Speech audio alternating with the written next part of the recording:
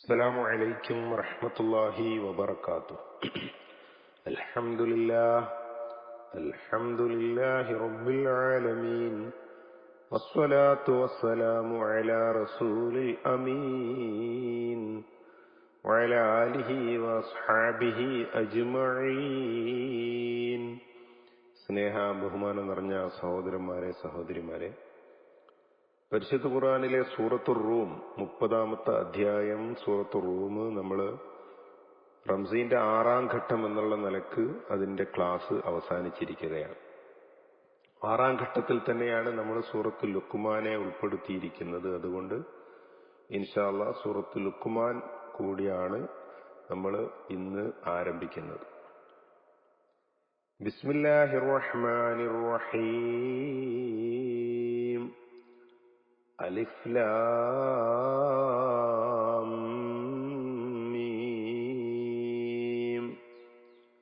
തിൽക ആയാത്തുൽ കിതാബിൽ ഹകീം ഹുദൻ വറഹ്മതൻ ലിൽ മുഹ്സിനീൻ الذين يقيمون الصلاة ويؤتون الزكاة وهم بالآخرة هم يوقنون. ഈ ആയത്തിലെ ഹുദം വ റഹ്മത്തൻ ലിൽ മുഹ്സിനീൻ, അവിടെ ഹുദം വ എന്നിടത്ത് മണിച്ചോദാണ്. അതേപ്രകാരം തന്നെ വഹും ബിൽ ആഖിറത്തി ഹും യൂഖിനൂൻ, സുക്കൂനുള്ള മീമിന് ശേഷം ബാ വരുമ്പോ അവിടെയും മണിച്ചോദണം. ഉലൈക അലാ ഹുദം മിർ റബ്ബിഹിം, ഹുദമ്മി എന്നിടത്ത് മണിക്കണം. എന്നാൽ മിറ എന്നിടത്ത് സുക്കൂനുള്ള നൂനിന് ശേഷം റാ വരുമ്പോ ബിലാഗുന്നെയാണ്, മണിക്കാൻ പാടില്ല. ഉലൈക ഹുമുൽ മുഫ്ലിഹൂൻ. ومن الناس من يشتري لهو الحديث ليضل عن سبيل الله بغير علم ويتخذها هزوا أولئك لهم عذاب مهين. وإذا تتلى عليه آياتنا ولى مستكبرا كأن لم يسمعها كأن في أذنيه وقرا فبشره بعذاب أليم. كأن لم يسمعها, كأن എന്നിടത്ത് സുക്കൂനുള്ള നൂനാണ്. അപ്പൊ ബിലാഗുന്നെയാണ്, മണിക്കാതെ ഓതേണ്ട സ്ഥലമാണ്. സൂറത്തുൽ ലുഖ്മാൻ 31-ാമത്തെ അധ്യായമാണ്. മക്കയിൽ അവതരിച്ചതാണ്. എന്നാൽ ചില ആയത്തുകൾ അഥവാ 27 മുതലൊക്കെ മദീനയിൽ അവതരിച്ചതാണ് എന്ന അഭിപ്രായമുണ്ട്. 34 ആയത്തുകളാണ് ഈ സൂറത്തിൽ ഉള്ളത്. അൽ-ബഖറയുടെ ആദ്യ ആയത്തുകളിലേതുപോലെ സമാനമായ ആയത്തുകളാണ് ഈ അധ്യായത്തിന്റെ തുടക്കത്തിലുള്ളത്. അലിഫ് ലാം മീം എന്ന കേവലാക്ഷരങ്ങൾ കൊണ്ടാണ് ആരംഭിക്കുന്നത്. അതിന്റെ വിശദീകരണങ്ങൾ നമ്മൾ ഒരുപാട് മുമ്പ് സൂചിപ്പിച്ചതുകൊണ്ട് അതിലേക്ക് കടക്കുന്നില്ല. അല്ലാഹു അലം എന്താണ് എന്ന് അത് നമുക്കറിയില്ല. തിൽക ആയാത്തുൽ കിതാബിൽ ഹക്കീം. തിൽക എന്ന് പറഞ്ഞാൽ അത്, അല്ലെങ്കിൽ അവ, ഇവ എന്നൊക്കെ അർത്ഥമാണ്. അത് അല്ലെങ്കിൽ ഇത് എന്നൊക്കെ പറയാം. അത് ആയാത്തുൽ കിതാബിൽ ഹക്കീം. അൽ ഹക്കീം എന്ന് പറഞ്ഞാൽ തത്വസമ്പൂർണമായ, വിജ്ഞാനപ്രദമായ അല്ലെങ്കിൽ യുക്തിപൂർണമായ എന്നൊക്കെ അർത്ഥം പറയാം. വിജ്ഞാനപ്രദമായ വേദഗ്രന്ഥത്തിലെ ആയാത്തുകളാണ്, സൂക്തങ്ങളാണത്. അഥവാ ഖുർആനിനെ പറ്റി തന്നെയാണ് പ്രതിപാദിക്കുന്നത്. ഖുർആൻ വിജ്ഞാനപ്രദമാണ്. ആ വിജ്ഞാനപ്രദമായ ഗ്രന്ഥത്തിലെ, കിതാബിലെ ആയത്തുകളാണവ, സൂക്തങ്ങളാണവ. ഹുദൻ മാർഗദർശനമായും, വറഹ്മത്തൻ കാരുണ്യമായും, ലിൽ മുഹ്സിനീൻ, സൽ ഗുണവാന്മാർക്ക്, നന്മ ചെയ്യുന്നവർക്ക്. അപ്പൊ ഭൂമിയിൽ നല്ല മനുഷ്യരായി ജീവിക്കാൻ ആഗ്രഹിക്കുന്ന ആളുകൾക്കുള്ള വഴികാട്ടി, അത്തരം ആളുകൾക്കുള്ള അള്ളാഹുവിന്റെ കാരുണ്യം, അതാണ് ഈ വേദഗ്രന്ഥം എന്നാണ്. അൽബക്കറയിലുള്ള ആദ്യത്തെ ആയത്തുകളും ഈ ആയത്തുകളും തമ്മിലുള്ള വ്യത്യാസം, ഒന്ന് അവിടെ മുത്തഖീൻ എന്നാണ് പറഞ്ഞത്, പക്ഷെ ഇവിടെ മുഹ്സിനീൻ എന്നാണ്. പ്രവാചകൻ സല്ലല്ലാഹു അലൈഹി വസല്ലമയുടെ അടുത്തേക്ക് വളരെ ശുദ്ധമായ വെള്ളവസ്ത്രം ധരിച്ച് ശരീരത്തിൽ യാത്രയുടെ യാതൊരു അടയാളങ്ങളുമില്ലാത്ത ഒരു മനുഷ്യൻ വന്നു എന്ന ഒരു ചരിത്രം നിങ്ങൾ കേട്ടിട്ടുണ്ടാകും. സഹാബികളൊക്കെ ഇങ്ങനെ നോക്കുകയാണ്, ഇയാൾ എവിടെന്നാ വരുന്നത്, ഇയാളെ ഇതുവരെ കണ്ട് പരിചയമില്ല, ഞങ്ങൾക്കിടയിൽ ആരുമല്ല. എന്നാൽ വളരെ നല്ല വെള്ള വസ്ത്രം ധരിച്ച് നബി സല്ലല്ലാഹു അലൈഹി വസല്ലമയുടെ തൊട്ടടുത്ത് മുട്ടുകുത്തി ഇരുന്നു എന്നാണ്. എന്നിട്ട് അയാൾ ചോദിച്ചു, മൽ ഇസ്ലാം വമൽ ഈമാൻ വമൽ ഇഹ്സാൻ മതസ്സാഅ. ഇങ്ങനെ 3-4 ചോദ്യങ്ങൾ നബി സല്ലല്ലാഹു അലൈഹി വസല്ലമയോട് ചോദിച്ചു എന്നാണ്. അതിലൊന്നാമത്തെ ചോദ്യം, എന്താണ് ഈ ഇസ്ലാം? ആ ഇസ്ലാം എന്താണ് എന്ന ചോദ്യത്തിനാണ് അൽ ഇസ്ലാമു അൻ തശ്ഹദു അല്ലാ ഇലാഹ ഇല്ലല്ലാഹു വ അന്ന മുഹമ്മദ് റസൂലുള്ളാഹ് എന്ന് തുടങ്ങി, അത് ഷഹാദത്താണ്, തഖീമസ്സലാത്ത നമസ്കാരം നിലനിർത്തലാണ്, സക്കാത്ത് കൊടുക്കലാണ് എന്നൊക്കെ പറഞ്ഞ് വിശദീകരിക്കുന്നത്. വമൽ ഈമാൻ എന്ന ചോദ്യത്തിന് അൽ ഈമാനു അൻ തുഅ്മിന ബില്ലാഹി വൽ യൗമിൽ ആഖിരി, അല്ല, അൽ ഈമാനു അൻ തുഅ്മിന ബില്ലാഹി വ മലായികത്തിഹി വ കുതുബിഹി എന്ന് തുടങ്ങുന്ന ഈമാന്റെ 6 കാര്യങ്ങൾ നബി സല്ലല്ലാഹു അലൈഹി വസല്ലം വിശദീകരിക്കുകയാണ്. അടുത്ത ചോദ്യമാണ് മൽ ഇഹ്സാൻ, എന്താണ് ഇഹ്സാൻ? ഇവിടെ മുഹ്സിനീൻ എന്ന് പറഞ്ഞാൽ കേവലം നന്മ ചെയ്യുന്നവർ എന്ന് മാത്രമല്ല, ഇസ്ലാമിലെ ഇഹ്സാനിന് പ്രത്യേകമായ നിർവചനമുണ്ട്. നന്മക്ക് അൻ തഅ്ബുദല്ലാഹ കഅന്നക തറാഹു വ ഇല്ലം തകുൻ തറാഹു ഫഇന്നഹു യറാക്. അതായിരുന്നു പ്രവാചകൻ സല്ലല്ലാഹു അലൈഹി വസല്ലമയുടെ വിശദീകരണം. നീ അള്ളാഹുവിനെ ആരാധിക്കലാണ് നന്മ, ഇഹ്സാൻ. നീ അവനെ കാണുന്നത് പോലെ ആരാധിക്കണം. നീ അവനെ കാണുന്നില്ലെങ്കിലും അവൻ നിന്നെ കണ്ടുകൊണ്ടിരിക്കുന്നവനാണ് എന്ന ചിന്തയിൽ ആരാധിക്കണം. ഇതാണ് ഇഹ്സാൻ. അടുത്ത ചോദ്യം മതസ്സാഅ എന്നായിരുന്നു. അപ്പോൾ ചോദിക്കപ്പെട്ടവൻ ചോദിച്ചവനേക്കാൾ അറിവുള്ളവനല്ല എന്ന് പറഞ്ഞു എന്നാണ് ഹദീസിലുള്ളത്. അപ്പോഴാണ് സഹാബികൾക്ക് മനസ്സിലായത്, ഇത് വന്ന ആള് നിസ്സാരക്കാരനല്ല. നബി സല്ലല്ലാഹു അലൈഹി വസല്ലം പിന്നീട് പറഞ്ഞു കൊടുത്തു, അത് ജിബ്രീലായിരുന്നു. അപ്പോൾ എങ്ങനെയാണ് ഇസ്ലാമിക കാര്യങ്ങളെ പരസ്പരം പഠിപ്പിക്കേണ്ടത് എന്ന പ്രാഥമികമായ ചില പാഠങ്ങളായിരുന്നു അവയിലൂടെ നബി സല്ലല്ലാഹു അലൈഹി വസല്ലം കൈമാറിയത് എന്നാണ്. അപ്പൊ ഇഹ്സാൻ എന്ന് പറഞ്ഞാൽ അള്ളാഹ് നമ്മളെ കാണുന്നുണ്ട് എന്ന ചിന്തയിൽ ചെയ്യുന്നതേ നന്മയാവുള്ളൂ. മറ്റേതൊക്കെ, ബാക്കിയുള്ളതൊക്കെ ആളുകൾ കാണാനും മറ്റുള്ളവർ കാണാനും നല്ലത് പറയാനൊക്കെ ആണെങ്കിൽ അതൊക്കെ വെറും കാട്ടിക്കൂട്ടലായിത്തീരും. അപ്പോൾ അള്ളാഹു നമ്മളെ കണ്ടുകൊണ്ടിരിക്കുന്നുണ്ട് എന്ന ബോധത്തോടുകൂടി ജീവിക്കുന്ന ആളുകൾക്ക് ഈ ഖുർആൻ വഴികാട്ടിയാണ്, ഈ ഖുർആൻ കാരുണ്യമാണ്. എന്നിട്ട് അള്ളാഹു വിശദീകരിക്കുകയാണ്, അല്ലദീന, ഒരു വിഭാഗമാണ് മുഹ്സിനീങ്ങൾ എന്ന് പറഞ്ഞാൽ, യുഖീമൂനസ്സലാത്ത, അവര് നമസ്കാരം നിലനിർത്തുന്നവരാണ്, വയുഅ്തൂനസ്സകാത്ത, അവർ സക്കാത്ത് നിർവഹിക്കുന്നവരാണ്, സമ്പത്ത് ദാനം ചെയ്യുന്നവർ. വഹും ബിൽ ആഖിറത്തി, വഹും അവർ ബിൽ ആഖിറത്തി, അന്ത്യനാളിനെ പറ്റി, പരലോകത്തെ പറ്റി, ഹും അവര് യൂഖിനൂൻ, ഉറപ്പുള്ളവരാണ്, ഉറച്ചു വിശ്വസിക്കുന്നവരാണ്. അപ്പോ ആഖിറത്തിൽ ഉറപ്പുള്ള ആളുകൾ, പരലോകമുണ്ട് എന്ന് ഉറപ്പിച്ചാലല്ലേ പടച്ചവനടുത്ത് നിന്ന് എന്തെങ്കിലും പ്രതീക്ഷിച്ചിട്ട് കാര്യമുള്ളൂ. ദുനിയാവിലല്ല ഇവിടെ നിന്നുള്ള അമലുകൾക്കൊന്നും നമുക്ക് തരണമെന്നില്ല. നമ്മുടെ നിയ്യത്ത് എന്ന് പറഞ്ഞാൽ, നിയ്യത്തില്ലാത്ത ഒരു കർമ്മവും അള്ളാഹു സ്വീകരിക്കൂല കേട്ടോ. ഇന്നമൽ അഅ്മാലു ബിന്നിയാത്ത് എന്ന് നബി സല്ലല്ലാഹു അലൈഹി വസല്ലം പഠിപ്പിച്ചതാണ്. എല്ലാ കാര്യങ്ങൾക്കും നിയ്യത്ത് വേണം. അപ്പൊ നോമ്പിന് വേണം, നിസ്കാരത്തിന് വേണം. പക്ഷെ നിയ്യത്ത് എന്ന് പറഞ്ഞാൽ നാവ് കൊണ്ട് പറയലല്ല, അത് നമ്മൾ മനസ്സിലാക്കിയാൽ മതി.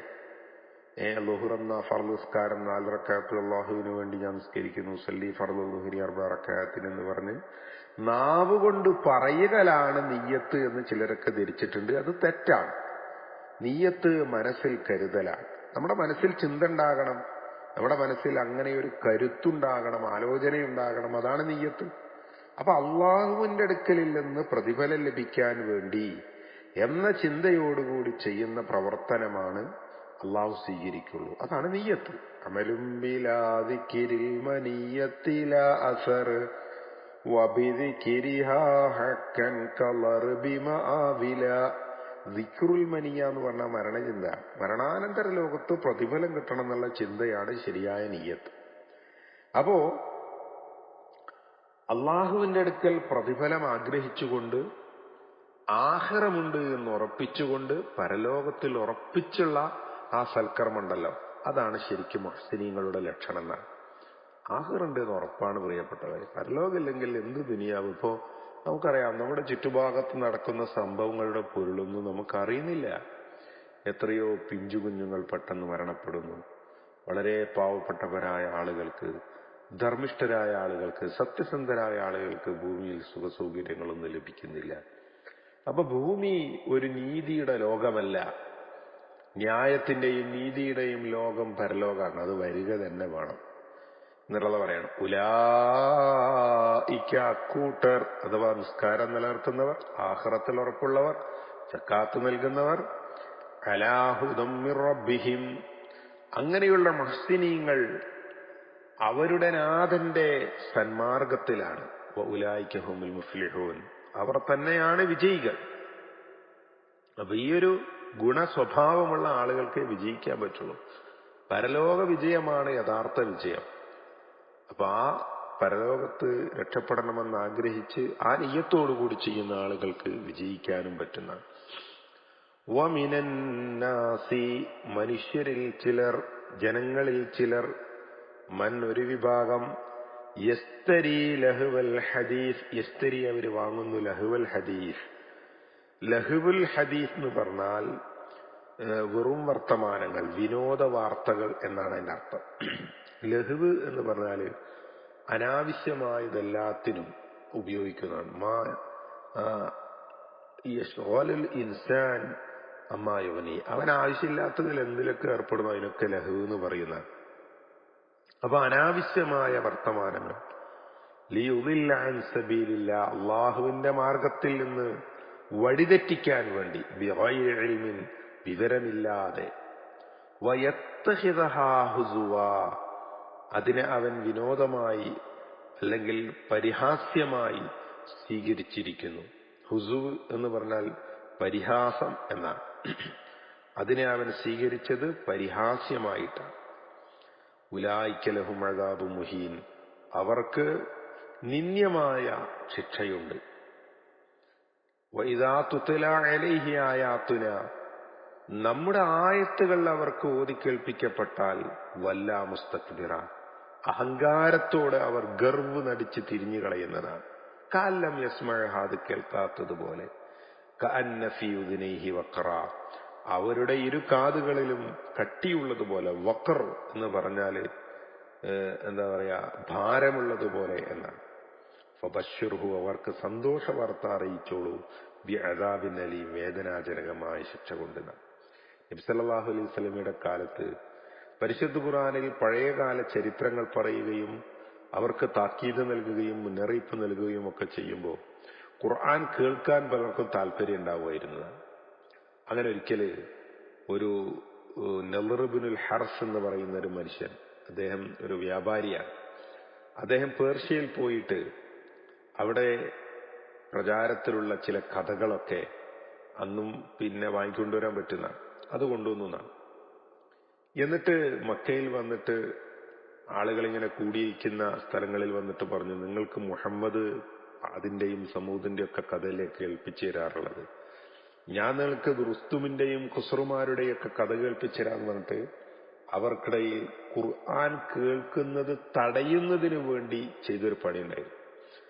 ആ ഒരു പശ്ചാത്തലത്തിൽ അവതരിച്ചതാണ് ഇത്. എങ്കിലും ലഹുൽ ഹദീസ് എന്ന് ഉദ്ദേശിക്കപ്പെടുന്നതെല്ലാം വിരോധിക്കപ്പെട്ടതും അത് വർജിക്കേണ്ടതുമാണ് എന്നതാണ് മുഫസ്സിരീങ്ങൾ പൊതുവിൽ ഈ ആയത്തിന്റെ വിശദീകരണത്തിൽ പറഞ്ഞു വെക്കുന്നത്. നമ്മുടെ നാട്ടില് സംഗീതം നിഷിദ്ധമാണ് എന്ന് പറയപ്പെടുമ്പോൾ അതിന് ഉപോത്ബലകമായി ഉദ്ധരിക്കപ്പെടാറുള്ള സൂറത്ത് ഷൂറയിലുള്ള ആയത്ത് പോലെ തന്നെയുള്ള ഒരു ആയത്താണ് ലുഖ്മാനിലുള്ള ഈ ആയത്ത്. സത്യത്തിൽ ലഹുൽ ഹദീസ് എന്ന് പറഞ്ഞാൽ നേർക്കുനേരെ സംഗീതം എന്നർത്ഥമില്ലെങ്കിലും അതുമായി ബന്ധപ്പെട്ട് പല നിവേദനങ്ങളും നമുക്ക് തഫ്സീറുകളിലും ഹദീസുകളിലും ഒക്കെ കാണാവുന്നതാണ്. ഇതേപോലെ തന്നെ ചില ആളുകൾ നർത്തകിമാരായ ഗായികമാരെ അറേബ്യയിലേക്ക് കൊണ്ടുവരികയും ഖുർആനിന്റെ മധുരമൂറുന്ന ആ വാക്കുകളേക്കാൾ നിങ്ങൾക്ക് ആനന്ദം തരുന്ന പാട്ടുകൾ ഞങ്ങൾ തരാം എന്ന് പറഞ്ഞ് മദ്യവും അതേ പ്രകാരം തന്നെ സ്ത്രീകളുടെ ഗാനമേളയും ഒക്കെ സംഘടിപ്പിച്ച് ആളുകൾ അതിലേക്ക് കൊണ്ടുവരാറുണ്ടായിരുന്നു. അപ്പൊ ഈ അർത്ഥത്തിൽ മനുഷ്യരെ വഴിതെറ്റിക്കുന്ന എല്ലാ കാര്യങ്ങളും ഇതിൽ ഉൾപ്പെടും, അതിൽ തർക്കമൊന്നുമില്ല. അപ്പോൾ പാട്ട് പാടാമോ? വിന എന്ന് പറഞ്ഞാൽ പാട്ടാണ്. പാട്ട് പാടിയതായിട്ട് നബി സല്ലല്ലാഹു അലൈഹി വസല്ലമ തന്നെ പാട്ട് പാടിയതായിട്ട് നമ്മൾ മുമ്പ് വിശദീകരിച്ചതാണ്. അതേ പ്രകാരം തന്നെ സഹാബികളിൽ കവിത പാടുന്ന ആളുകൾ തന്നെ ഉണ്ടായിരുന്നു. മാത്രമല്ല നബി സല്ലല്ലാഹു അലൈഹി വസല്ലമക്കെതിരെ കവിത പാടിയ ആളുകൾക്കെതിരെ പാടാൻ റസൂലുള്ളാഹി സ്വല്ലല്ലാഹു അലൈഹി വസല്ലം നിയോഗിച്ച കവികൾ ഉണ്ടായിരുന്നു. അപ്പോ കവിതയല്ല, പാട്ടല്ല ഇതുകൊണ്ട് ഉദ്ദേശിക്കുന്നത്. പിന്നെ സംഗീതോപകരണങ്ങളാണോ? നമുക്കറിയാം 1400 വർഷങ്ങൾക്ക് മുമ്പ് ഇന്നത്തെ പോലെയുള്ള ആധുനികമായ യാതൊരു ഇൻസ്ട്രുമെന്റ്സും ഓർണമെന്റ്സും ഒന്നും ഉണ്ടായിരുന്നില്ല, ഉപകരണങ്ങൾ. അപ്പോ അന്ന് അവർ ഉപയോഗിച്ചിരുന്ന ദഫ് പോലെയുള്ള സംഗതികൾ മുസ്ലിങ്ങൾ ഉപയോഗിച്ചിട്ടുണ്ട്. ദഫൊക്കെ അത് മുട്ടി പാട്ടുപാടിയ ചരിത്രം ഹദീസുകളിലുണ്ട്. അപ്പോ മാത്രമല്ല മിസ്മാർ എന്ന് പറയും, വീണ വാദ്യ ഉപകരണങ്ങൾ. ഇവ പെരുന്നാള് പോലെയുള്ള സമയങ്ങളിൽ ഒക്കെ ഉപയോഗിച്ചതായിട്ട് കാണാം. അപ്പൊ സംഗീതം മൊത്തത്തിൽ നിരുപാധികം ഹറാം എന്ന് പറയാനല്ല നമുക്ക് ഇത്തരം ആയത്തുകൾ തെളിവായി ഉദ്ധരിക്കപ്പെടേണ്ടത്. മറിച്ച് മനുഷ്യനെ വഴിതെറ്റിക്കുന്ന, ദീനിൽ നിന്ന് തെറ്റിച്ചു കളയുന്ന, അള്ളാഹുവിനെ മറപ്പിക്കുന്ന എല്ലാ സംഗീത സദസ്സുകളും പരിപാടികളും അത് കേൾക്കുന്നതൊക്കെ വിരോധിക്കപ്പെട്ടതാണ് എന്ന് പറയാമെന്നല്ലാതെ നിരുപാധികം പാട്ടുപാടുന്നതോ അല്ലെങ്കിൽ ദഫ് ഉപയോഗിക്കുന്നതോ ഹറാമാണ് എന്ന് പറയാൻ ഈ ആയത്തിൽ തെളിവില്ല. അത് നമ്മൾ മനസ്സിലാക്കേണ്ടത്, പുതിയ കാലത്ത് നമ്മുടെ മൊബൈൽ പോലെയുള്ള സംഗതികളിൽ ഈ ഇൻസ്ട്രുമെന്റ്സ് ഇല്ലാത്ത അല്ലെങ്കിൽ ഏതെങ്കിലും തരത്തിലുള്ള സംഗീതത്തിന്റെ അകമ്പടി ഇല്ലാത്തതൊന്നും നമുക്ക് കിട്ടില്ല. അപ്പൊ അതുകൊണ്ട് തന്നെ അത് കേൾക്കുമ്പോഴേക്ക് അല്ലോ ഹറാമാണ് എന്നൊക്കെ മനസ്സുകൊണ്ട് പ്രയാസപ്പെടുന്ന ആളുകളുണ്ട്. അവർക്കൊന്നുകൂടി സപ്പോർട്ട് ചെയ്യുന്ന തന്നെ ഹറാമാണ് എന്ന് പറയാൻ ഇസ്ലാമിൽ ന്യായമില്ല എന്ന് മാത്രമാണ് നമ്മൾ ഇതിൽ മനസ്സിലാക്കേണ്ടത്. അതല്ലാതെ എല്ലാ അടിച്ചുപൊളി ഗാനങ്ങൾക്കും ഗാനമേളകൾക്കും ഇസ്ലാം അനുകൂലമാണ് എന്നും നമ്മൾ മനസ്സിലാക്കണ്ട. അങ്ങനെയും ചില ആളുകളുണ്ട്. ഒന്ന്, അതിര് കവിഞ്ഞ ലിബറലിസത്തിലേക്ക് മനുഷ്യനെ കൊണ്ടുപോകുന്ന ചിന്താഗതികൾ. മറ്റൊന്ന്, അങ്ങേയറ്റത്തെ ഉലുവായ ചിന്താഗതി വെച്ചുകൊണ്ട് ഇസ്ലാമിൽ യാതൊരുവിധ വിനോദോപാധികളും പാടില്ല എന്ന് ധരിച്ചു വെച്ച ആളുകൾ. ഇതിന്റെ രണ്ടിന്റെയും ഇടയിലാണ് യഥാർത്ഥത്തിൽ റസൂലുള്ളാഹി സ്വല്ലല്ലാഹു അലൈഹി വസല്ലം പഠിപ്പിച്ച ദീൻ എന്ന് മനസ്സിലാക്കിയാൽ വസത്തിയായ ഒരു സമീപനം. പാട്ടുപാടാം, പാട്ട് കേൾക്കാം, കല്യാണങ്ങൾക്ക് പാട്ടുപാടാം, അതിനൊന്നും ഒരു തർക്കമില്ല. കല്യാണത്തിനൊക്കെ നമ്മളെ കുട്ടികള് കൈമുട്ടി പാടുന്നതിനൊന്നും ഒരു പ്രശ്നമില്ല. ഇസ്ലാമിൽ അതൊക്കെ അനുവദിക്കപ്പെട്ടതാണ്. ഇതൊക്കെ എന്തോ വലിയ പാതകമാണെന്ന് പറഞ്ഞ ആളുകൾ ഇങ്ങനെ വീഡിയോ ഇട്ട് ഇതൊക്കെ എന്താണെന്നൊക്കെ ചോദിക്കുന്ന ആളുകളുണ്ട്. കല്യാണത്തിനും പാട്ട് പാടില്ലെങ്കിൽ പിന്നെ നമ്മളെപ്പോഴാ പാട്ട് പാടുക? നബി സല്ലല്ലാഹു അലൈഹി വസല്ലം പ്രത്യേകം പാട്ട് പാടാൻ ആളെ പറഞ്ഞു കൊടുക്കാൻ വരെ പറഞ്ഞിട്ടുണ്ട്. എന്നാൽ പാട്ട് പാടുക എന്നുള്ള നിലക്ക് വലിയ ഗാനമേളകൾ സംഘടിപ്പിച്ച് ധൂർത്തടിച്ച് അതേപ്രകാരം തന്നെ ഇസ്ലാമിക വിരുദ്ധമായ പാട്ടുകളും മനുഷ്യനെ വഴിതെറ്റിക്കുന്ന പാട്ടുകളും പുതിയ പുതിയ കാലത്ത് ചെറുപ്പക്കാരൊക്കെ എന്തൊക്കെ പാട്ടുകളാണ്. അപ്പൊ അതും നമ്മൾ കരുതിയിരിക്കേണ്ടതുണ്ട്. ഒരു വസത്തിയായ നിലപാടാണ് വിഷയത്തിൽ നമ്മൾ സ്വീകരിക്കേണ്ടത്. അള്ളാഹു മനസ്സിലാക്കുവാനും ജീവിതത്തിൽ പകർത്തുവാനും തൗഫീഖ് നൽകട്ടെ.